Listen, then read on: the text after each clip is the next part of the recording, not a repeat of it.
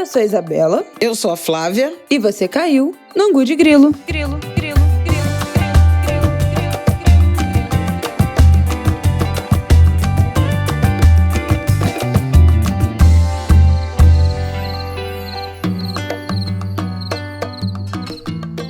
Oi, gente! Mais um Angu de Grilo no ar. Boa terça-feira pra você, episódio 188 aqui. Tudo bem, Flavel? Como você está? Tô enrolada. Semana começou... Semana começou com Maduro se encontrando com Lula.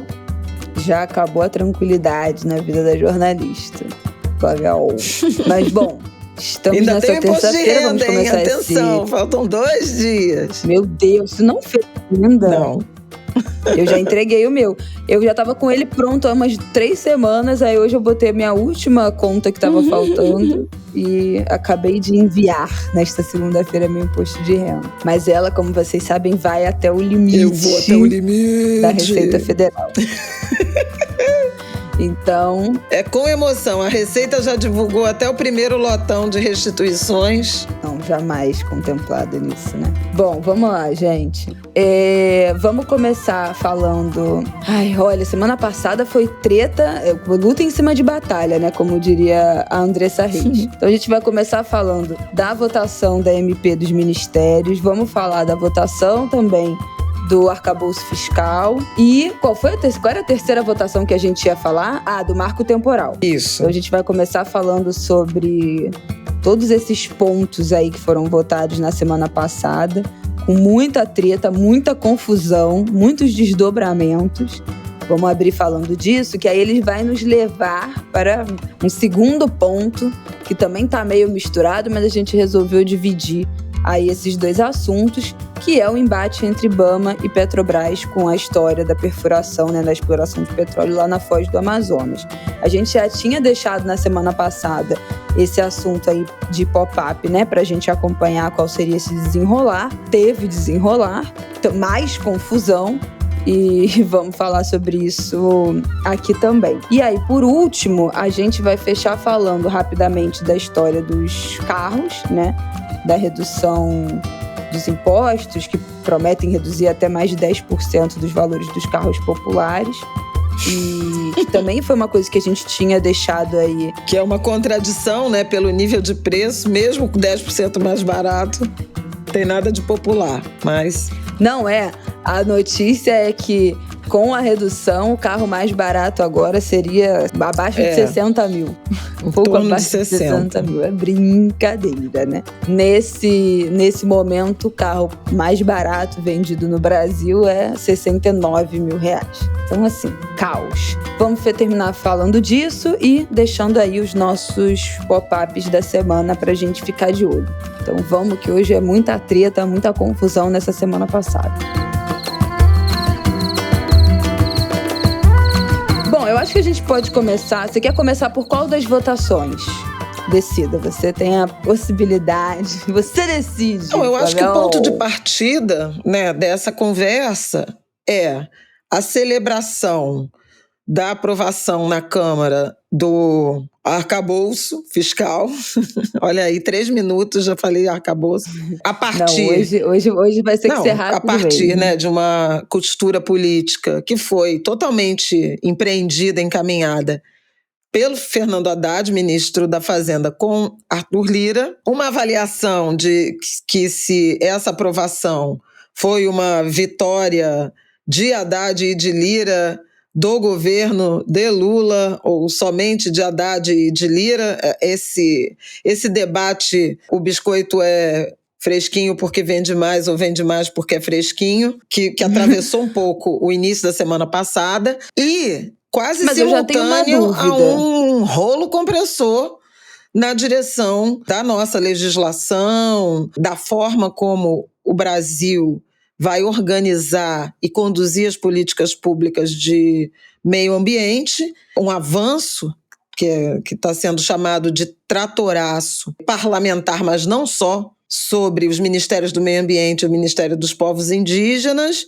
a reação das 2 ministras, Marina Silva e Sônia Guajajara, e a resposta do governo a partir dessa reação. Eu acho que essas coisas precisam ser vistas dentro de um mesmo processo, incluído aí também a questão da Petrobras e a exploração de petróleo, a possibilidade de exploração de petróleo na foz do Amazonas. É coisa beça. Bom, eu já tenho uma dúvida a partir do que você falou sobre a votação do arcabouço fiscal, que o texto foi aprovado, né, com 372 votos a favor, 108 contra e uma abstenção. E você falou que há duas leituras, que seria vitória de Haddad e Lira, ou Haddad, Lira e o governo PT e o governo Lula e tal. Se há uma vitória de Haddad, por que não é automaticamente também uma vitória do governo, já que ele é ministro? Pois é.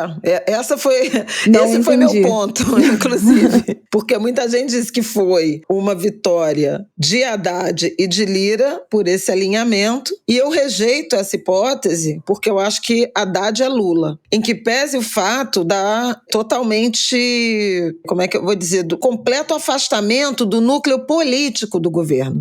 Foi um arranjo político que, desde a origem, esteve sob as batutas de Haddad. Haddad discutiu com a própria equipe, apresentou ao governo, apresentou a Arthur Lira e a Rodrigo Pacheco, costurou, né, fez apresentações e reuniões com os líderes dos partidos. Então, toda a negociação política de tramitação, de encaminhamento e de votação do novo regime fiscal, ela se deu a partir dessa negociação, dessa construção direta dele, Haddad, com Arthur Lira e com o Congresso Nacional, em particular a Câmara. A votação no Senado ainda vai se realizar. Mas eu não consigo dissociar isso de Lula. Uma vitória de Lula e não é de Haddad e não é de Lula? Não, é uma vitória de Lula. Afinal de contas, eu também não consigo foi entender Lula esse que deu não. esse mandato, né, essa liberdade de negociação para Haddad. Agora, é correto também analisar sob o ponto de vista do quanto o bloco, né, os encarregados da articulação política, ficaram alijados do processo. Então, Alexandre Padilha, ministro da Secretaria de Relações Institucionais, e Rui Costa, chefe da Casa Civil, não participaram. Não podem reivindicar como uma vitória deles, da área política do governo. Mas foi uma vitória do governo de Lula, de Haddad, por óbvio, porque Lula integra o governo, Haddad integra o governo presidido por Lula. Não dá para desprezar isso em análises de conjuntura. Agora, é fato que a receptividade de Lira, né, de seu grupo, de um Congresso fortemente conservador, às propostas do governo, elas são mais sensíveis, do ponto de vista mais bem recebidas, quanto mais liberais forem as propostas. Então, na direção, por exemplo, de um regime fiscal que se comprometa com metas, embora tenha uma correlação entre aumento de despesas condicionada a aumento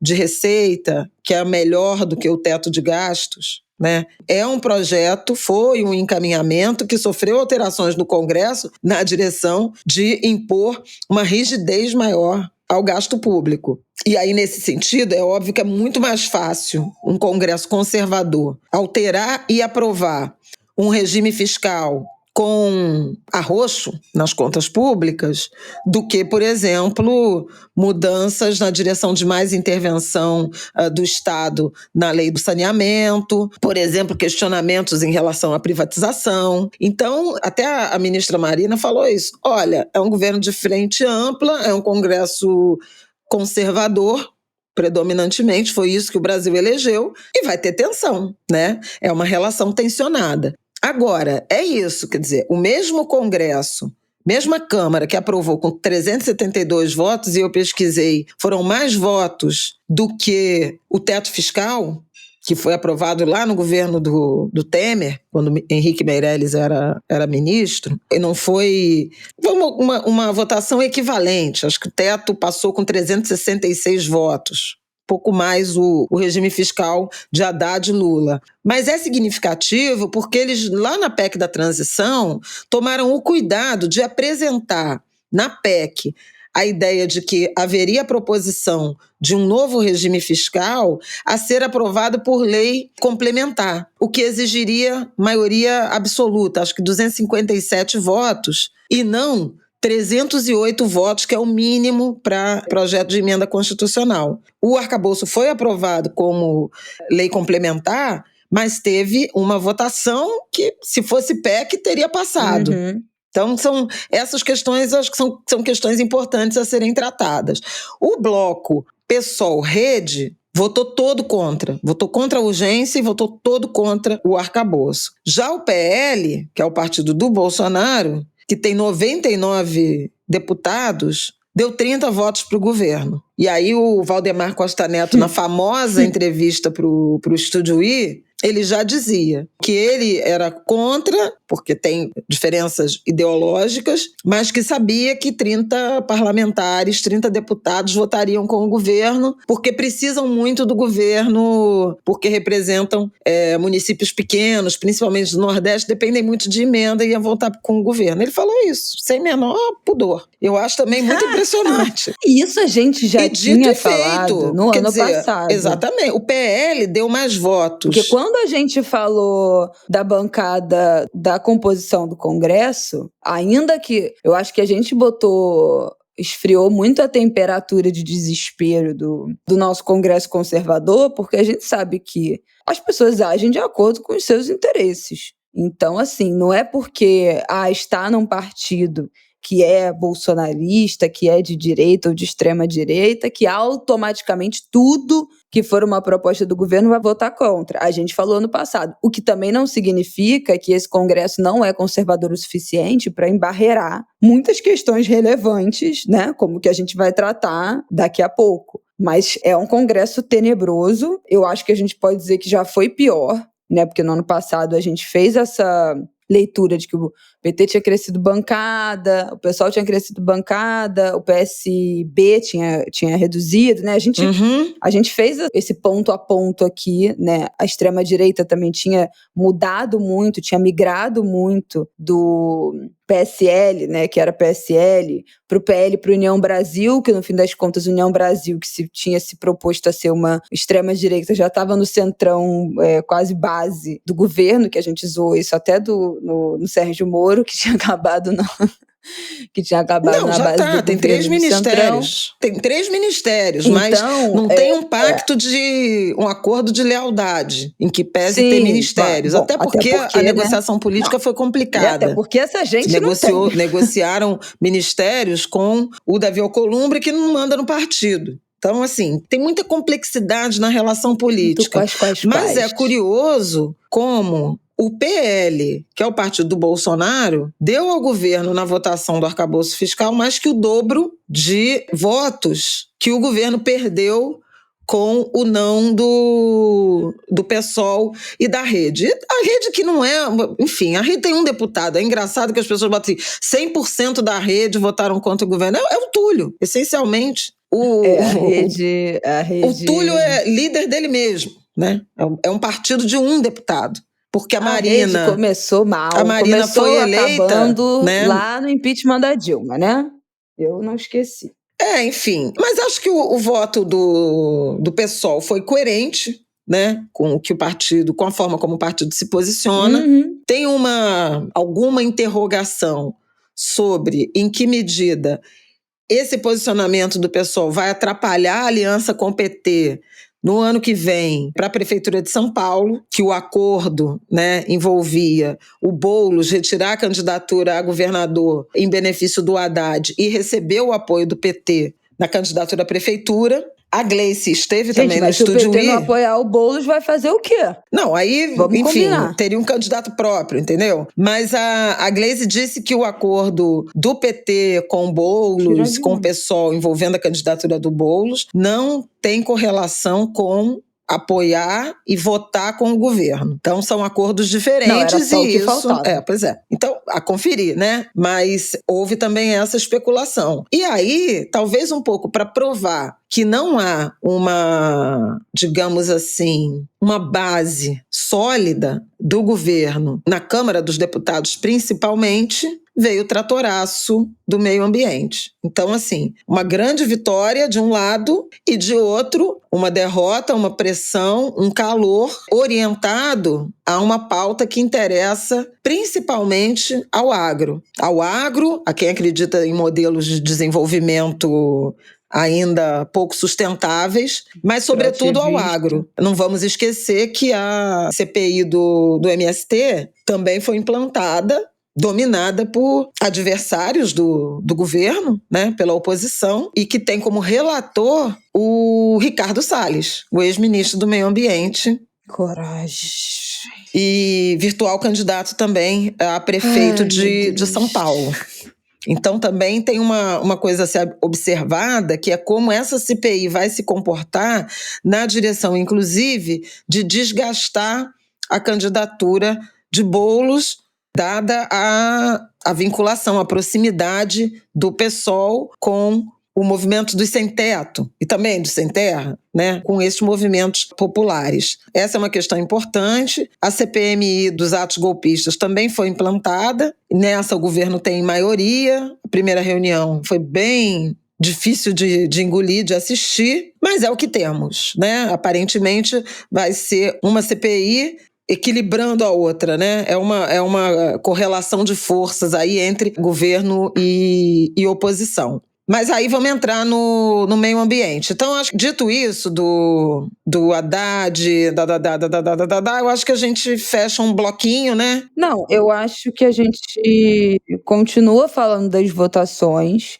depois a gente muda para a história da Foz do Amazonas. Então tá. Mas continuando É que eu ia chamar o intervalo. Dos ministérios, que você já começou a introduzir. Mas então, falando aqui da MP dos ministérios, eu já quero começar te perguntando, porque assim, antes da gente falar um pouquinho, dar uma esmiuçada para quem tá perdido nessa história, a medida provisória tem validade por 60 dias e pode ser prorrogada por mais 60.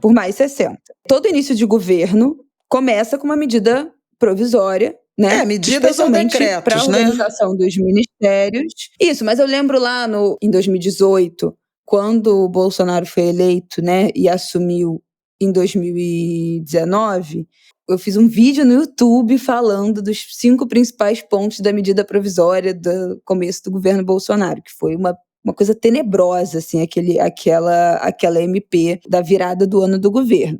A gente teve essa, que a gente debateu muito aqui, criação de todos os ministérios, né? A gente saiu de um governo de 23 ministros para 31 ministérios, mais 6 órgãos com status de ministério, então a gente tem 37 ministros atualmente, e que teve, né, todos os ministérios lá destrinchados, lá naquela virada do ano, a gente falou disso aqui, mas eu não entendi como é que 60 dias de validade mais 60 dias dá que tem que ser votada junho, né? Até 1º de junho, mas é porque o novo Congresso, a CMP, ela na verdade, a data dela é 2 de fevereiro, porque é quando assumiu, quando começou o ano legislativo.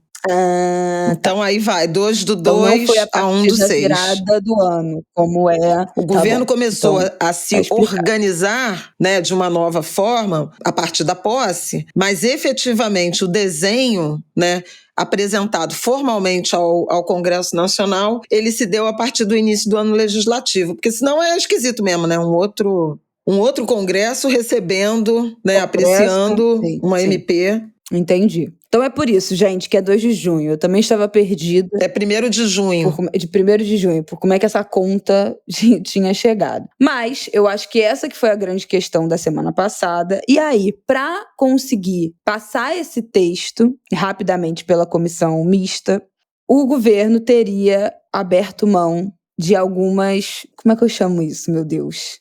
de algumas distribuições de responsabilidades de alguns ministérios, que foi a grande questão na semana passada em relação ao Ministério do Meio Ambiente e ao Ministério dos Povos Indígenas. A demarcação de terras foi retirada do Ministério dos Povos Indígenas e foi para o Ministério da Justiça. Voltou para o Ministério da Justiça. E o cadastro ambiental rural, que é o cadastro que segura, né, o desmatamento dentro das propriedades, não é isso? Que, enfim, registra, né, os limites, a existência das propriedades rurais. E, portanto, tem uma correlação grande com preservação ou enfrentamento ao desmatamento. Ele estava no Ministério do Meio Ambiente, junto com também a Agência Nacional de Água e na gestão política de resíduos, que também foram retirados do Ministério do Meio Ambiente. Então, isso enfraqueceu o poder foi para o Ministério das Cidades, resíduos sólidos. Água foi para a integração regional. O cadastro ambiental rural para o Ministério da Gestão, da Esther Dweck. Fatiaram e diminuíram muito as atribuições. Só que diminuíram em coisas essenciais, né? Porque, assim, se a gente estiver falando da demarcação de terras, sair do Ministério dos Povos Indígenas, perde a sua principal missão, eu acho. Né? Desse momento, se a gente pensar no discurso de posse, se a gente pensar no quanto foi dito, da importância agora de ter um ministério reconhecido dos povos indígenas, depois de um governo que se comprometeu a não demarcar 1 centímetro de terra, a grande questão desse ministério era a possibilidade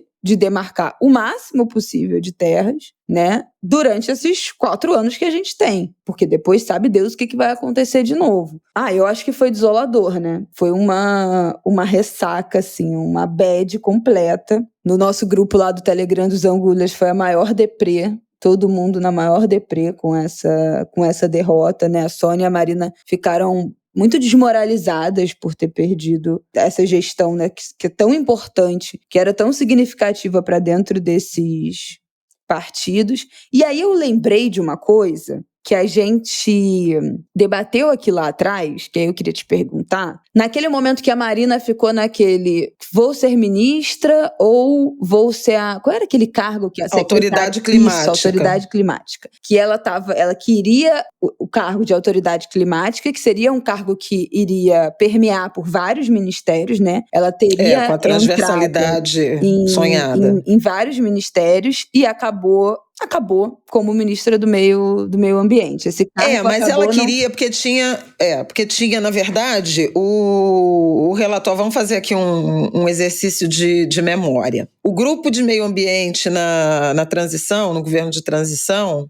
não conseguiu sacramentar, cravar uma proposta, justamente porque havia divergência, inclusive com a agora ministra Marina. Ela era defensora de uma autoridade climática subordinada ao Ministério do Meio Ambiente. E havia outros nomes do meio ambiente, que não vale a pena agora, porque a gente vai trazer uma outra disputa, mas enfim, outros nomes igualmente influentes que diziam o seguinte: não, tem que ter o Ministério do Meio Ambiente e uma autoridade climática por fora, ligada à presidência, para desenhar as políticas e impor as políticas. Só que a Marina não aceitaria ficar subordinada à autoridade climática e nem queria ser a autoridade climática sem as atribuições de condução da política de meio ambiente, porque ela não queria ter um cargo vazio, né? Só um gabinete. Ela queria cuidar da política. E aí, isso provocou, inclusive, uma demora grande na indicação, né? Na confirmação do nome dela e da Simone Tebet, porque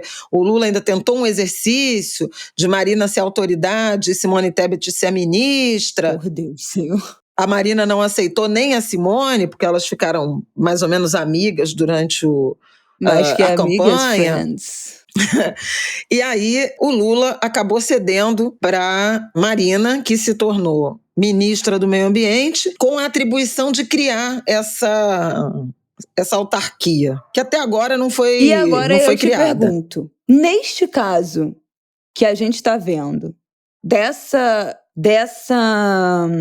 retirada, né, de funções, de poderes do Ministério do Meio Ambiente e do Ministério dos Povos Indígenas, se a gente tivesse uma autoridade climática que permeasse por esses outros ministérios, essas funções que foram deslocadas estariam mais seguras tendo uma autoridade climática que teria entrada nesses outros ministérios? É difícil responder porque, como essa figura não existe, ela teria de ser criada como se fosse imaginação. Não, porque ela teria que ser criada como se fosse uma agência reguladora. E isso envolve também a aprovação pelo Congresso, entende? Então, assim, não dá para saber. O fato é que o que a gente tem é um Ministério do Meio Ambiente, até semana passada, anabolizado, com uma musculatura de um Ministério do Meio Ambiente forte, em oposição ao enfraquecimento, à pilhagem que ocorreu durante o governo Bolsonaro, que desidratou de recursos, que esvaziou de técnicos, que tirou atribuições. Tudo isso foi sendo recomposto, né? Que desintegrou, que desfez os conselhos, né, que eram instâncias de diálogo e consolidação de políticas públicas, de políticas ambientais. Tudo isso foi sendo refeito com essas atribuições que você mencionou. Então, o Ministério do Meio Ambiente, responsável não só pelos órgãos, né, IBAMA, ICMBio, Agência de Águas, Agência Nacional de Águas, que é a gestão dos recursos hídricos, resíduos sólidos, né, para pensar política, inclusive de logística reversa, que não é só sobre aterro sanitário, né? Que mais? O cadastro ambiental rural. E aí, o que a gente viu, e ao mesmo tempo a criação do Ministério dos Povos Indígenas, com o controle, né, da FUNAI, que isso permaneceu, e a atribuição de demarcação dos territórios. A mesma Câmara, né, que aprovou o regime fiscal, né, com seus traços conservadores, liberais da economia, no dia seguinte avançou em pelo menos 2 flancos, 3. Primeiro, em comissão, essa mudança na MP do desenho do governo, deslocando essas atribuições, todas em direção de ministérios, essencialmente ministérios do Centrão, tirando a Esther Dweck, né, com o cadastro ambiental, e a Justiça pegando Parênteses, a Justiça com a demarcação. O ministro da Justiça é o Flávio Dino. Ainda nos resta alguma ponta de esperança por isso? Já que o ministro da Justiça é o Flávio Dino, de que de fato a gente vai conseguir andar com a demarcação de terras indígenas, ainda que é bizonho pensar que um ministro... Eu vou chegar lá, mas o que eu vou dizer... Eu vou chegar lá, Eu acho que simbolicamente é horrível, tem o desenho de forma depois. prática é horrível, é tudo horrível. Mas o fato de ter um ministro talvez alinhado com essa questão, talvez alinhado... É isso que eu acho que as pessoas têm uma ilusão que, né, se vai voltar para o Ministério da Justiça, que bom que é o Flávio Dino. Só que eu acho que é importante a gente lembrar, que bom que é o Flávio Dino, que está sendo um ministro importante e tal. Mas quando foi governador por 8 anos do Maranhão, Flávio Dino fez 0, teve uma política péssima de tratamento de indígenas e de quilombolas. Alcântara... Sabe? Alcântara, território quilombola, que acabou de provocar um pedido de desculpas, meio mal arrumado, mas enfim, um pedido de desculpas, articulado inclusive pelo ministro Silvio Almeida, pelos maus tratos históricos às comunidades quilombolas, desalojadas a partir do acordo com o governo americano da construção da base de Alcântara. Fica no Maranhão, gente. E assim, se você recolhe, faz uma pesquisa, dá um Google sobre quilombolas, Maranhão, 2014 a 2022, você vai ver que não foi uma política positiva. Os quilombolas estão cheios de queixa. O Maranhão foi um território altamente afetado por violência contra defensores de direitos humanos, lideranças indígenas e quilombolas. Então, não é simples. Sabe? Não é simples. Idealmente, era importante que essa atribuição ficasse com o Ministério dos Povos Indígenas. Agora, já vou abrir o parênteses que eu ia falar depois, mas vou fazer um corte aqui para a gente analisar só a situação do Ministério dos Povos Indígenas. A Sônia Guajajara, delicadamente, disse, olha, se é para ir para o Ministério da Justiça, tem diálogo com Flávio Dino, né? É um quadro importante com quem a gente dialoga. E ela deu uma entrevista para o Em Pauta em que eu depois complementei dizendo mais. Eu queria dizer que a memória de relação de Flávio Dino, governador, com comunidades, com territórios indígenas e quilombolas no Maranhão, não foi boa. Não é boa memória. Todavia, é melhor um ministro da Justiça com essa atribuição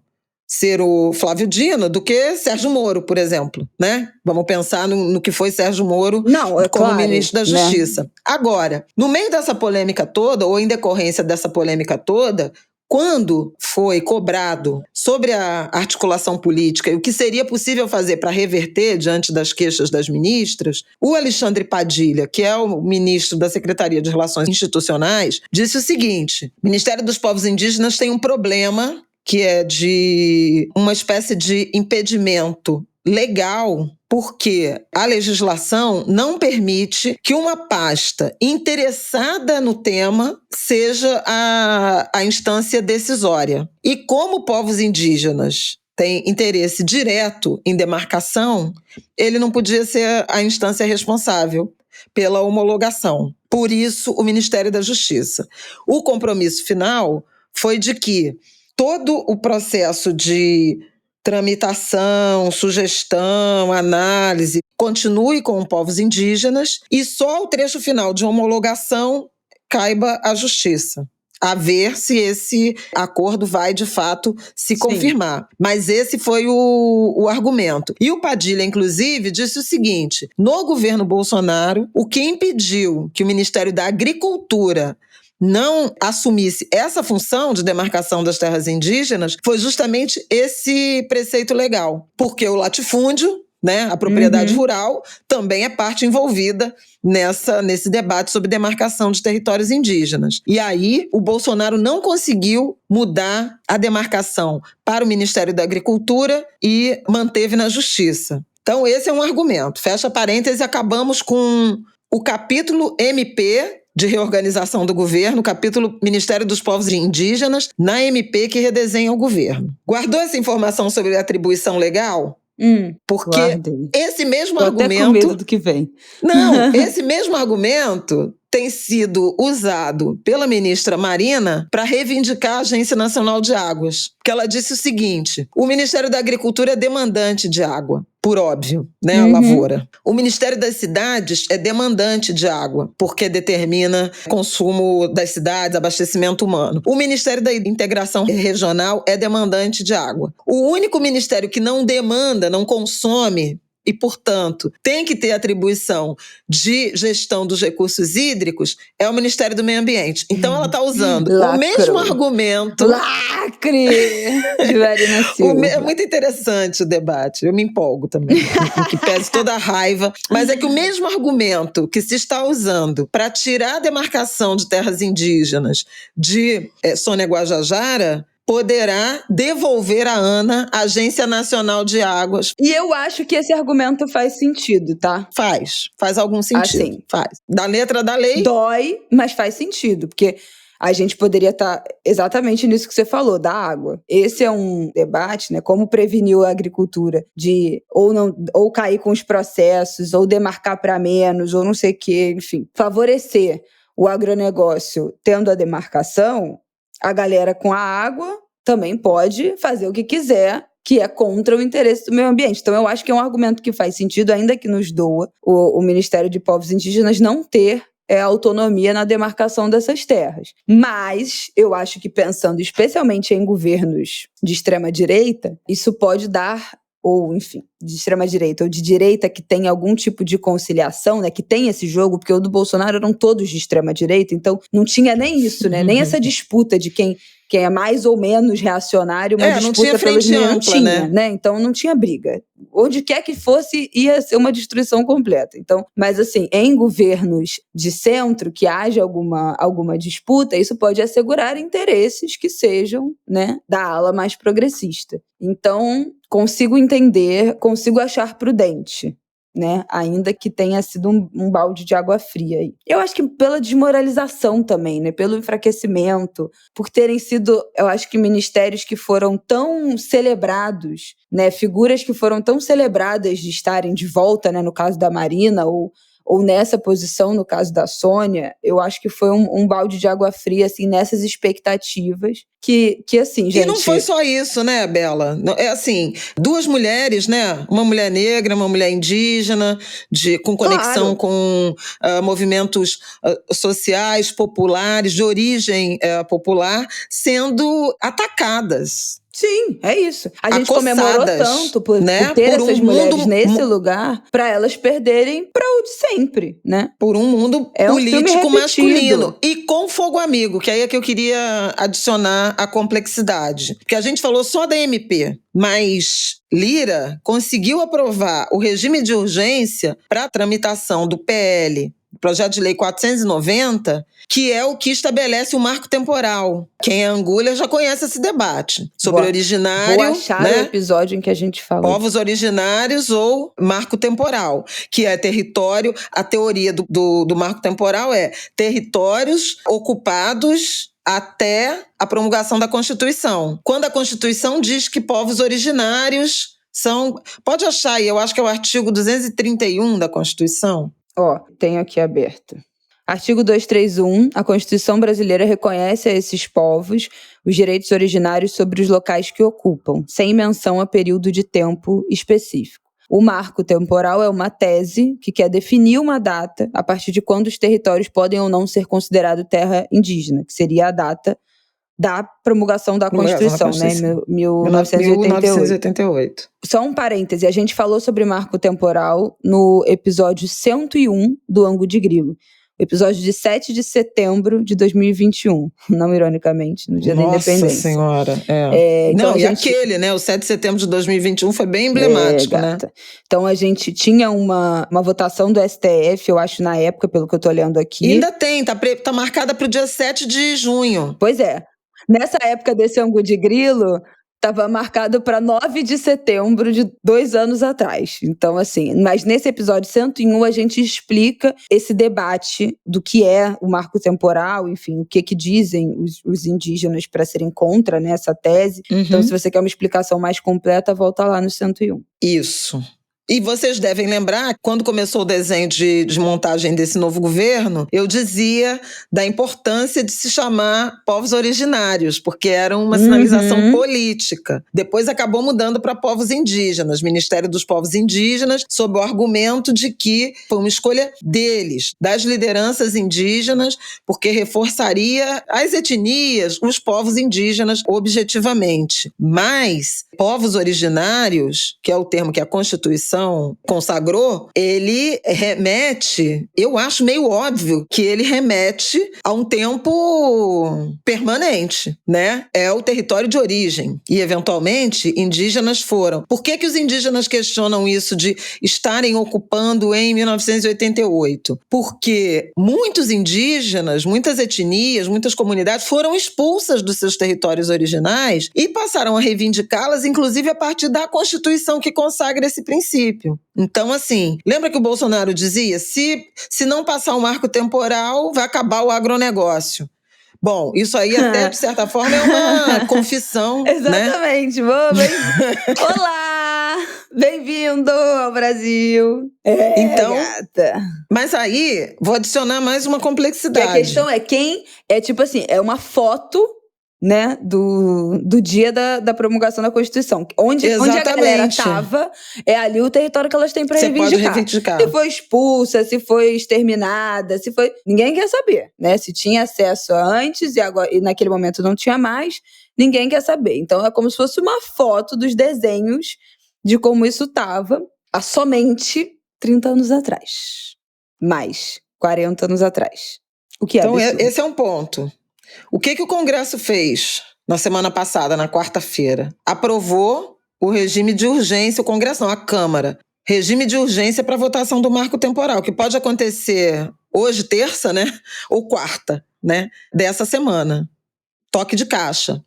Com fogo amigo, né, gente? E aí o fogo amigo, né, envolve votos da base governista contra essas ministras. Votos e discursos. Por exemplo, a Lei da Mata Atlântica, que agora o que flexibiliza as regras a proteção, de proteção, né, as regras de proteção na Mata Atlântica, que hoje só tem menos de 13% da cobertura vegetal original, então é um resíduo, teve voto favorável de 35 deputados do PT. E a informação é de que, nessa votação, a Câmara, o governo liberou a bancada da Câmara. Agora, o Padilha anunciou que o Lula determinou o veto, que ainda que passe, vá para a sanção, ele vai vetar, e se voltar para o Congresso, o Senado tem compromisso também de manter o veto, portanto, não haveria essa alteração. E agora eu fico te perguntando, para que essa palhaçada? Aprova um negócio, aí se aprovar tudo, o presidente já avisou que vai derrubar, e aí se volta para o Senado, que teria aprovado, o Senado aí mantém o veto. Então assim, ai, que teatro, gente. Pelo amor de Deus.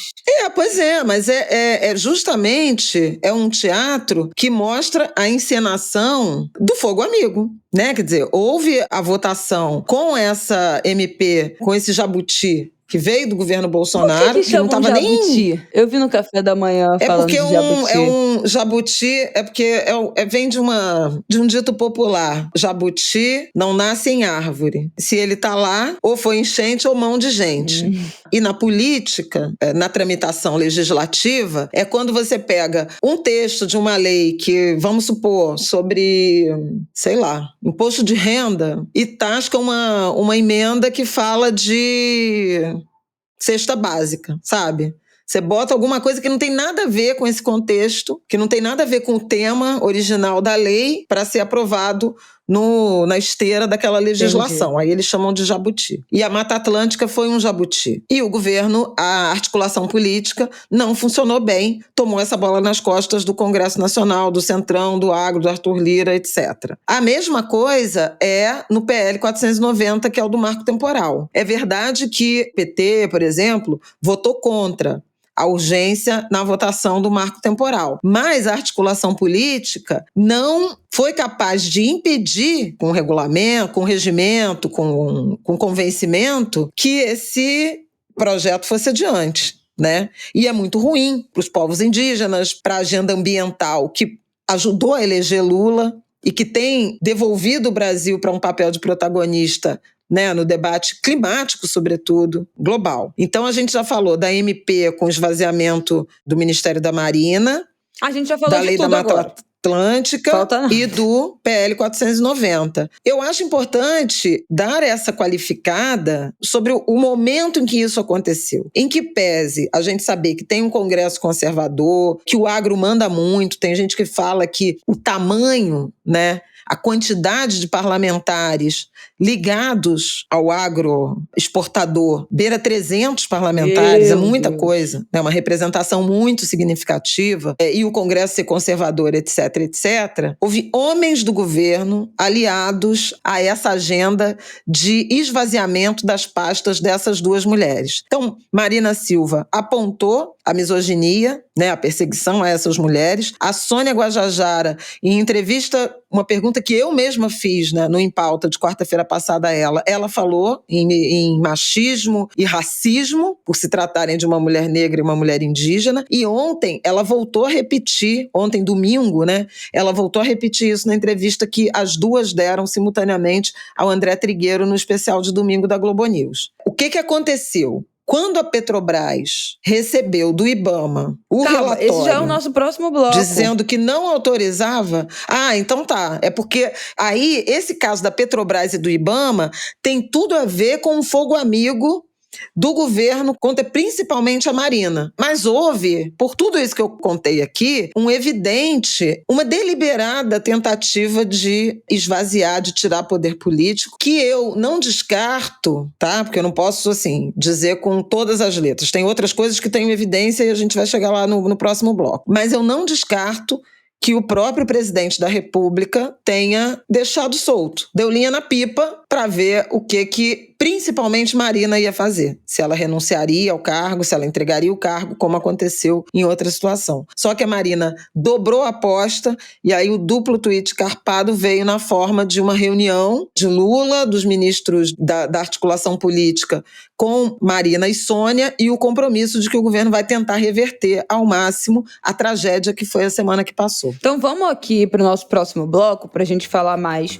dessa história da treta entre Petrobras e Ibama e foram os desdobramentos dessas histórias todas. Então vamos lá. Bom, na semana passada vocês devem ter visto, e a gente tinha sinalizado aqui já no Ângulo de Grilo de terça-feira, que estava pipocando essa história da exploração de petróleo na Foz do Amazonas. E já tinha sinalização, eu acho, na terça-feira, né, quando a gente falou disso, de preocupações ambientais de explorar petróleo nessa região, né? É óbvio. A estimativa da Petrobras é que essa área de exploração poderia render até 14 bilhões de barris de petróleo, e a gente tinha deixado esse pop-up do que ia acontecer. Então, a Petrobras reapresentou, né, fez um pedido para a exploração de petróleo na bacia, apresentou para o Ibama, e aí eles fazem um... Recorreu, né? Não, porque já tinha... Ela apresentou, ela teve o pedido negado. Mas e quando ela foi a primeira apresentação? Tá recorrendo. Sabemos? Não, já tá um tempão isso se desenrolando. Aí na semana retrasada, o Ibama divulgou o relatório dizendo que não autorizava, que ainda tinha muitas pendências, pelo menos 8 itens, sem resposta convincente. Algumas questões, por exemplo, relacionadas a... Uma delas, que eu acho particularmente grave, era que se tiver uma ocorrência, um vazamento, a base de assistência seria em Belém, a 43 horas de distância de onde seria o poço, a área de perfuração de pesquisa. E tem distâncias piores, né? Porque em caso de vazamento, o óleo levaria mais ou menos 10 horas para chegar na costa brasileira e em países vizinhos, e a embarcação que chegaria mais rápido seria saindo do Rio Grande do Norte, com tempo para chegar lá de deslocamento de 98 a 118 horas, o que obviamente é tarde demais, né? O óleo já teria chegado, além de outras pontuações sobre como é que seria essa operação de resgate de animais afetados por um eventual vazamento. Então os tempos de resgate não bateria com a realidade de deslocamento dessas equipes de emergência. Tem outros pontos também de alerta sobre os corais da Amazônia, então o ecossistema marinho, que como recém-descobertos. Exatamente, como esses animais, como esse ecossistema seria impactado. Também tem uma outra questão, que é o aumento da atividade aérea no aeródromo de Oiapoque, que subiria em 300% a sua operação em relação ao funcionamento atual, inclusive além de aumentar as rotas, abriria novas rotas de tráfego aéreo, o que causaria danos, né, obviamente, para as aves da região, mas não está mapeado que danos isso causaria, né, analisando as rotas migratórias das aves, enfim. E impacto nas comunidades indígenas. Tem comunidade indígena a 7 quilômetros desse aeródromo. Isso. E aí, eu acho que... Qual é a questão que eu vejo pessoas falando? Que esse é um processo comum. Qualquer tipo de exploração de grande projeto que precise de uma análise de impactos, de danos e uma aprovação, né, para essa exploração em área ambiental e tal, precisa passar por esse processo. A empresa manda o projeto, né, o Ibama responde, esses pontos aqui, essa distância não tá boa, precisa de uma base aqui, isso aqui precisa rever, isso aqui precisa de mais informação, precisa de outros estudos. A empresa refaz esse projeto e vai ficando nesse bate e volta, né, nesse ping-pong, até chegar num lugar de aprovação. E aí, por que nesse momento gerou um barraco? Eu vi gente falando que foi porque o Lula não teria sido avisado que o Ibama soltaria essa nota, essa recusa tão forte desse projeto da Petrobras, e que esses pontos poderiam ter sido acertados nos bastidores, né? Não precisaria ter vindo a público essa discordância entre Petrobras e Ibama, especialmente nesse momento tão sensível da questão dos ministérios com a Marina e tal, e que a Marina não teria alertado o Lula ou avisado o Lula de que o Ibama rejeitaria, né, a princípio. É isso mesmo? Foi por isso que gerou uma treta institucional do governo? Na verdade, se tem que pensar que o marco zero desse desgaste se deu a partir do relatório do IBAMA negando a autorização da Petrobras para fazer a perfuração de um poço teste. É um poço teste para verificar a existência de óleo e a viabilidade comercial de exploração de petróleo naquela região. O IBAMA, entre várias informações prestadas à Petrobras, como eu disse, negou a autorização, disse que não havia segurança suficiente e negou. E aí, isso desencadeou, primeiro, uma crise entre Marina e Randolph. Lula estava lá no Japão, quando houve a notícia do relatório do IBAMA. Randolph e Marina eram do mesmo partido, né? Randolph foi senador eleito pela Rede, e ao saber do relatório, ele deixou o partido, escreveu uma carta informando que ia abandonar o partido, ele que é líder do governo no Congresso Nacional, e agradecendo nessa carta de renúncia somente a Heloísa Helena, que é a atual presidente do partido, não menciona a Marina. Então, evidência número 1 de que tinha um problema entre os dois. E o problema é justamente o Randolph Rodrigues ser um senador pelo Amapá e, do ponto de vista da política local, ele querer, do ponto de vista da política local, ele defender esse investimento da cadeia de óleo e gás para o seu estado. Então, você vai ter Randolph Rodrigues, governador do Amapá, o senador Davi Alcolumbre, que eram, em tese, né, adversários políticos do ponto de vista político-ideológico, irmanados em atrair esse capital, né, digamos assim, esse investimento da Petrobras para aquela região, para desenvolver o estado do Amapá. Sob o argumento mais político do que técnico, de que o poço de perfuração estava a 500 quilômetros, né, do Amapá, que era um lugar longe, enfim, e refutados pelo IBAMA fortemente nesse, como você já enumerou aí, alguns pontos. Essa insatisfação do Randolph, do presidente da Petrobras, que era senador, né, Jean Paul Prats, e do ministro de Minas e Energia, Alexandre Silveira, que é de Minas Gerais. Minas Gerais, aliás, um estado destruído pela mineração, cenário dos dois maiores desastres ambientais da história do Brasil, Mariana e Brumadinho, ainda de memória recente e reparação incompleta, né, devida, se insurgiram contra a Marina. Então, a crise no governo, que permitiu com que o Congresso, interessado em atropelasse sem muita resistência, tem a ver com essa questão da negativa do IBAMA ao poço de pesquisa da Petrobras na Foz do Amazonas. E aí todo um debate em relação mas a transição energética vai precisar ser feita com tempo e ao longo desse tempo a Petrobras precisa se capitalizar com petróleo. O petróleo ainda vai durar alguns bons anos e não dá para interditar investimentos da Petrobras em petróleo e gás, a despeito de ela estar comprometida em fazer uma transição energética, se transformar numa empresa de energia de fontes renováveis preferencialmente. Por outro lado, a Marina acenou, e muita gente igualmente, sobre a contradição de um governo que se elege sob o compromisso da sustentabilidade, de um modelo de desenvolvimento ancorado na proteção ao meio ambiente, do enfrentamento à emergência climática, da implantação de uma transição energética, está validando, apoiando em alguma medida,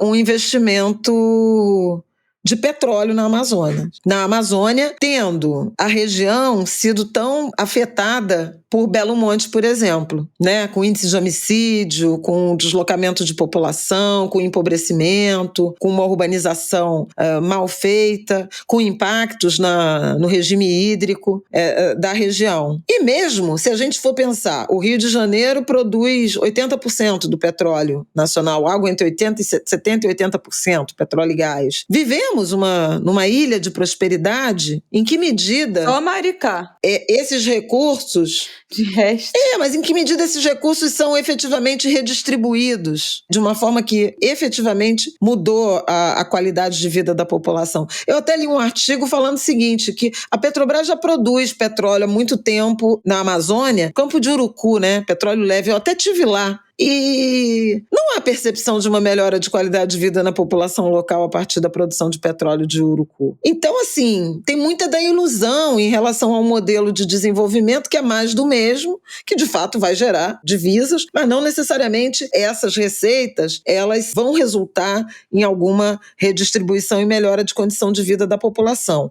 Há muito temor dos povos indígenas, das comunidades indígenas. Em notas, em manifestos, eles estão se pronunciando em relação a isso. Por outro lado, eu também acho que falta ao Ministério do Meio Ambiente e à Marina o convencimento a partir da apresentação de um projeto que premie o Amapá por não explorar. A gente tem modelo de exploração e de royalties, que é uma remuneração, que é uma reparação, que é uma compensação pela exploração. Por que a gente ainda não conseguiu desenvolver modelos de compensação, de remuneração pela preservação, que seriam os serviços ambientais? Eu acho que um governo como o do Lula e o Ministério do Meio Ambiente e da Marina teriam o dever de apresentar esse projeto para o mundo. A pergunta que eu ia fazer é também se essa exploração é apresentar esse projeto para o mundo, que existem trilhões de iniciativas de bonificação, de preservação, para muitas coisas no mundo, sei lá, em menor escala, até os pontos de reciclagem da Light aqui no Rio de Janeiro. Você leva material reciclado e você ganha desconto na sua conta de luz. Assim, pensando no mínimo do mínimo, né, dentro de uma bolha muito pessoa física. Mas existem, isso já é uma prática em alguns quesitos. Tá, outra coisa. Aí a pergunta que eu ia fazer. Essa exploração no Amazonas, o projeto da Petrobras foi rejeitado pelo IBAMA, esse tensionamento nessa região pode impactar também o Fundo Amazônia, né? A disposição dos países de reabrirem e voltarem a colaborar com o Fundo Amazônia, que eu acho que ouvindo o Café da Manhã, eles alertaram para isso, de que alguns parlamentares europeus que estão acompanhando a situação do Fundo Amazônia e portanto, né, da Amazônia aqui, já começaram a sinalizar que não gostaram, né? Não estão gostando muito desse embate que tem acontecido, inclusive em relação também à desidratação das atribuições do Ministério do Meio Ambiente. Então, é uma balança de equilíbrio muito frágil, né? Se o governo quer se colocar num lugar de relevância internacional a partir da agenda do meio ambiente, voltar com o Fundo Amazônia, se tornar pioneiro, né, nesse debate de preservação ambiental, de contenção de desmatamento, e tá rifando os órgãos que vão conseguir, de fato, assegurar a realidade da preservação para o país, nas relações internacionais, se colocar nesse patamar, é uma balança que não tem equilíbrio. Não basta você chegar lá fora e falar, a gente tem muita intenção, a gente ama muito a Amazônia, I love a Amazônia. Me dá um dinheiro aí. Me dá um dinheiro aí, e a realidade é o Ministério do Meio Ambiente perdendo seus direitos, o IBAMA se posiciona e vira uma grande crise institucional. Então, assim, é um equilíbrio muito frágil para um país que quer se colocar nesse patamar a partir da agenda ambiental e que não está mantendo, ou que está tendo dificuldades de manter esse compromisso. Então, se essa conta chegar, de fato, né, da perda desse compromisso, e se essa conta chegar no ambiente internacional, eles vão falar assim, ó, amados, um forte beijo, um forte abraço, e vai a merda o Fundo Amazônia de novo. Vão suspender de novo, entendeu? Então perde esse status, tanto como mediador e um país relevante para esse debate de crise climática, não sei o quê, que é o que a gente tem falado das pautas do Sul Global, quanto, de fato, você conseguir investimento estrangeiro para manutenção dessa biodiversidade. Então, é um equilíbrio frágil. Mas tem uma coisa que você estava falando e eu estava pensando aqui, gente, muito poliana, mas assim, é muito diferente estar vivendo um governo em que há possibilidade, de fato, de tensionamento, de debate, ainda que a gente desiluda, ainda que sejam derrotas, ainda que gere um estresse, a possibilidade de você estar brigando. Estamos brigando. Temos líderes que a gente reconhece a importância, que reconhece o trabalho, que acredita no trabalho, né, se a gente estiver falando da Marina, que tem uma luta incontestável, que está em posição de conseguir brigar sem hierarquia, né, no mesmo patamar, brigar essa briga no mesmo patamar. E a gente viveu 4 anos que era só chegar aqui e falar, perdemos mais uma. Sem a possibilidade de um debate que fosse à altura, de uma briga que fosse à altura. Não tô falando que não teve oposição. Tudo bem, você tá se apegando. Não, eu tô me apegando no tipo assim, cara, porque, cara, eu vou me defender aqui. É porque, assim, a gente tem também uma desilusão, que foi o que você falou no grupo do Telegram da semana passada, que é assim, gente, desculpa, quem foi que disse pra vocês que seria fácil só porque o Lula foi eleito? Vocês acharam que não ia ter embate, que a gente ia conseguir tudo? Sabe assim? Então, aí é muito Alice. Achar que a gente elegeu o Lula com esse congresso. Enquanto tem bambu, tem flecha, mas, assim, né? Eu não tinha nem bambu. No governo passado tinha bambu. Não tinha nem bambu.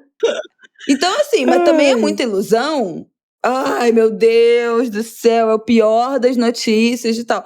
De fato, dá um downgrade no humor. Mas quem é que disse que ia ser só vitória? Só porque a gente tirou a figura do Bolsonaro da presidência e elegeu ainda esse Congresso tenebroso, esse Senado pior ainda. A gente já sabia que não ia ser tranquilo. Que a gente depende, né? É isso, depende do Congresso votar. Tem que ter 300 votos. Você tem razão em partes. Mas assim, em defesa de quem se entristeceu, é que aconteceu tudo numa mesma semana. Foi muito violento o processo. Não tô falando do... Com fogo amigo, que eu acho que preciso sublinhar isso. Isso que é o pior. Entendeu? Porque dos inimigos... O movimento do Randolph Rodrigues, a gente espera tudo. O movimento do Randolph de abandonar o partido, de ignorar a Marina, de fazer essa movimentação na direção de um enfraquecimento de uma liderança importante, né? O posicionamento da Petrobras, que tinha todo o direito de recorrer e o fez, com um fio de esclarecimento lá do presidente Jean Paul Prats na rede social. E com o ministro de Minas e Energia, Alexandre Silveira, dizendo o seguinte: o embaixador do meio ambiente é o Lula, é o presidente Lula, não tem outro. Querendo dizer o quê? Desqualificando a figura da Marina. Misoginia, né? Desculpa, o nome disso sinalizando, né, que ela era dispensável. E por algum momento naquela semana, houve de fato o temor, e ela foi várias vezes perguntada sobre isso. A senhora fica no governo? Vale a pena insistir nesse governo? Por isso, a reação pública delas, de Marina e Sônia, e a reação da opinião pública foi tão indignada que isso obrigou a uma rearrumação, a uma freada de arrumação do governo. A partir do próprio Lula, que não ficou muito satisfeito com o recuo e principalmente com a explanação que Marina e Sônia fizeram, pública. Sinto muito, mas foram não dar entrevista. Nada. É isso aí. E a Marina e a Marina falou textualmente: olha, isso compromete a imagem internacional, a relação que o Brasil está tentando restabelecer com um protagonismo e apoio internacional à sua agenda climática. Eu não estou falando que não foi ruim. E o fato de ter sido tudo na mesma semana torna tudo péssimo. Só o que eu tô falando é assim, tem briga, tem disputa, tem briga para ser feita, tem espaço para brigar, tem espaço para 2 ministras irem na televisão e botarem a boca no trombone. O que não estava posto há pouquíssimo tempo atrás. Porque a nossa discussão no ano passado seria, tirar do Sérgio Moro para dar para Tereza Cristina. Gente, pelo amor de Deus, entendeu? Se a demarcação das terras, não pode ser da Tereza Cristina da Agricultura, então fica no Sérgio Moro mesmo, ministro da Justiça. Pensa, Então, assim, não tô falando que é o melhor dos tempos, mas é uma drástica melhora o fato da gente ter possibilidade de briga no mesmo patamar entre pessoas que são, Sônia e a Marina, extremamente competentes nas suas funções. Figuras e líderes inquestionáveis, né? Não, e a própria, gente, a sociedade civil, os conselhos, né? Esses instrumentos que foram restabelecidos. Isso não é trivial. Né? A sociedade civil ficou muito invisibilizada e desprezada no governo Bolsonaro. Voltou a disputa. Isso é democracia. A Marina até fala, tem uma crise dos 6 meses, que o governo está se aproximando. Isso é frente ampla. Tem forças antagônicas que precisam caminhar na direção de um consenso, de mais harmonia, de muito diálogo. São as dores desse momento, que a gente sabia que viria. Depois ela tentou atenuar a partir desse debate. Mas o fogo amigo não era esperado. Eu acho que a grande Isso surpresa, que eu acho que é o grande talvez problema, tenha sido essa. O que a gente fala aqui, né? Que essa direita, essa extrema-direita não tem lealdade nenhuma, vira as costas, age somente nos seus interesses próprios e tal. Não pode ter isso também na esquerda, na centro-esquerda, na ala progressista, especialmente se é tão fácil, né? Dentro desse Congresso e de um país dividido e, obviamente, de maioria conservadora, em última instância na política, não pode ser tão fácil para a galera virar as costas e se retirar. Isso não dá, né? Não pode. Eu acho que essa que é a medida da depressão, especialmente da última semana. Porra, se a gente nesse Exatamente. ponto, depois de tudo que a gente viveu, a gente não pode nem contar com os nossos, aí realmente ferrou. Já que ela não deixa eu falar palavrão aqui no ângulo de grilo. Vamos pro nosso último bloco, que eu tenho horário com o meu personal. E eu já estou mais do que em cima da hora, já estou extrapolando a hora. Eu tenho que me retirar em breve. Então vamos para o nosso último bloco para a gente falar da história dos carros e também pontuar aí os pop-ups dessa semana. Vamos lá. Bom, vamos começar com... Só relembrando aqui os nossos pop-ups da semana. A gente falou um monte na semana passada sobre a votação do porte de drogas, foi adiada. Não foi votado. Ficou para essa semana para dia 1º, é isso? Ou para dia 2? Para dia 1º. Isso. Então, atenção novamente, que vai voltar para a pauta, está na pauta do STF do dia 1º. Outra coisa para a gente ficar de olho é a história ainda IBAMA e Petrobras, né? Que vai ficar esse ping-pong, esse bate e volta. Isso, Petrobras recorreu, vamos esperar se ela foi convincente no pedido e nas medidas de segurança para a perfuração de um poço teste, para avaliar potencial. Tem gente que fala assim, mas deixa pesquisar para ver se tem ou não, mas assim, ninguém pesquisa esperando que não tenha, né? Então, há que se discutir. Tem alguns acidentes ali que pode ocorrer, inclusive, com uma perfuração teste, né? Ou não? Não é muito provável, não. Mas a questão é que, ao testar, se você testa para, supostamente, confirmar a existência de reservas e a comercialidade delas. Então, você tem que estar preparado para a segunda fase dessa... Você testa, depois concreta, fala, não tá... Desse teste. Gente, achei aqui, mas... Agora tem, Agora vamos fechar. A cara de Flavial. É isso. Que ainda que esse episódio não é realmente... Tá, então vamos falar da história dos carros, da redução do valor dos carros populares no Brasil. Essa é mais uma contradição típica desse governo e desse momento de um país muito fraturado, né? Essencialmente, o Lula está querendo aumentar sua popularidade junto a uma classe média baixa.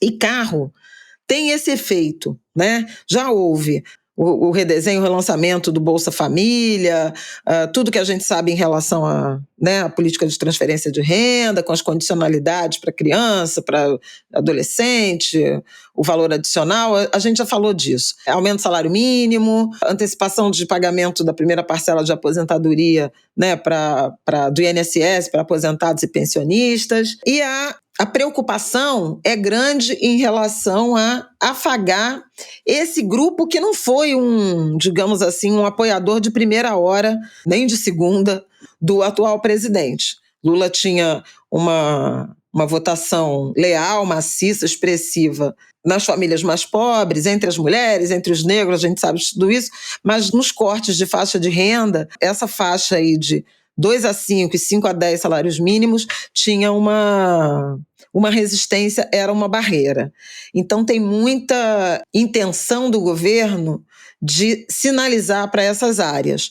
Uma medida foi a correção da tabela do imposto de renda, enfim, com a isenção até 2 salários mínimos, né, 2.640, e ele anunciou que queria relançar o projeto do carro popular, que foi uma memória afetiva dos brasileiros, nos anos 90, né, 94, governo Itamar, que relançou o Fusca, e a parte da estabilização da economia. Carro sempre foi um sonho de consumo, né, de famílias brasileiras. E Lula está um pouco reativando essa memória, que eu acho que é enriquecida por essa deterioração do mercado de trabalho que deu no Brasil ser o país de 1,5 milhão de motoristas autônomos por aplicativo. Né? Em 2019 era 1 milhão, já tinha passado de 1 milhão, dado do IBGE, e há contas hoje dando uma estimativa aí na faixa de 1,5 milhão. O que é a contradição? A contradição é esse governo comprometido com o meio ambiente, com o enfrentamento à mudança climática, com transição energética, está acenando para aumento de produção e venda de automóveis, que é uma alternativa de transporte particular individual ou público individual, né? No caso dos motoristas uberizados. Essa é uma contradição. Combustível fóssil. Agora, faz sentido por quê? Porque é popular em relação a essa classe média. Deixa eu te perguntar uma coisa. Também tem algum apelo com a indústria das montadoras? A gente falou muito aqui nos últimos anos dos fechamentos, né, de várias fábricas dando férias coletivas porque não tinha demanda de produção, fechando fábrica aqui, porque eu tô vendo, enfim, você está falando da história da contradição, mas também tem uma questão de geração de emprego. Tem. Então, acho que mais de preservação do que de geração de emprego. Mas, enfim, eu vou chegar lá na questão das montadoras. É que eu queria falar desse modelo, né? Um modelo de transporte individual em detrimento do transporte coletivo público, e essa é uma coisa que eu falo muito aqui. Vide que a gasolina baixou, né? Tá se mexendo no modelo na estratégia comercial, como a Petrobras prefere chamar, no preço dos combustíveis. Tem muito desse apelo, embora a regra, esse pacote aí que promete baratear em até 11%, né, arredondando o preço do carro popular, que vai até 120 mil reais, o popular. Que carro popular é esse, gente? Ele vai durar, segundo o Haddad, poucos meses, 3 a 4 meses, e estabelece critérios sociais, ou seja, carros, né, de menor valor terão um desconto maior de IPI e de PIS/COFINS, carros mais econômicos, com menos emissão de poluentes, então tem um critério ambiental, o que é bem-vindo, e carros com a maior participação de conteúdo local, de partes e peças produzidas no Brasil. Então tem um componente de nacionalização, uma regra ambiental e uma regra de faixa de renda, de nível de preço. O Haddad falou em 4 meses. E aí, esses 4 meses é que sugere que é uma medida para socorrer montadora e devolver algum fôlego à produção de automóveis enquanto a taxa básica de juros não cai. Porque 4 meses de uma política de incentivo é muito pouco tempo. E 10%, quer dizer, o juro básico está 13,75% ao ano desde agosto do ano passado. Deve começar a cair na reunião de agosto do Copom. A taxa média de financiamento... Vai cair? Então já temos uma notícia deve cair a partir de agosto, vai cair 1,5%, 1,25%. A estimativa do mercado é de que no fim do ano esteja em 12,5%, mas o juro futuro para daqui a um ano, setembro de 2024, está sinalizando abaixo de 10%. Então pode ter efetivamente uma queda ao longo aí dos próximos 14, 13 meses. O Copom estava dobrando mas a próxima reunião é em junho ainda. Depois é só de agosto. Em junho não deve cair. A expectativa é de que não caia, até aqui. a ver. Meu Deus do céu. Mas, enfim, essa ideia de conceder um benefício, uma isenção fiscal, ou seja, dinheiro nosso, né, para financiar automóveis, para essa classe média baixa, melhorar a popularidade do governo, duraria exatamente o tempo em que a taxa de juros caia para ter um impacto que vai ser mais ou menos de 10% no preço final do carro.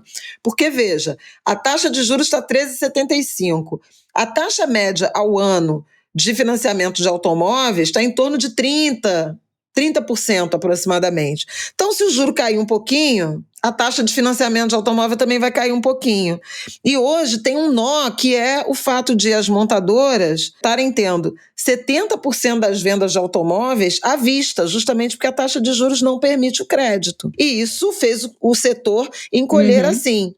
Não quem compra. tem compra à vista, exatamente. Quem não tem não financia. E aí você tem também uma frota velha, né, que é mais poluente. Você vai saturando essa frota. E tem gente que diz o seguinte, que incentivo à indústria de automóveis é uma certa injeção de adrenalina nas artérias econômicas, porque a indústria automobilística, embora ela pese pouco isoladamente, ela se comunica com várias outras cadeias produtivas. Então, para você fazer um carro, você tem aço, você tem tinta, indústria química, você tem pneu, você tem plástico, você tem couro, tecido, né?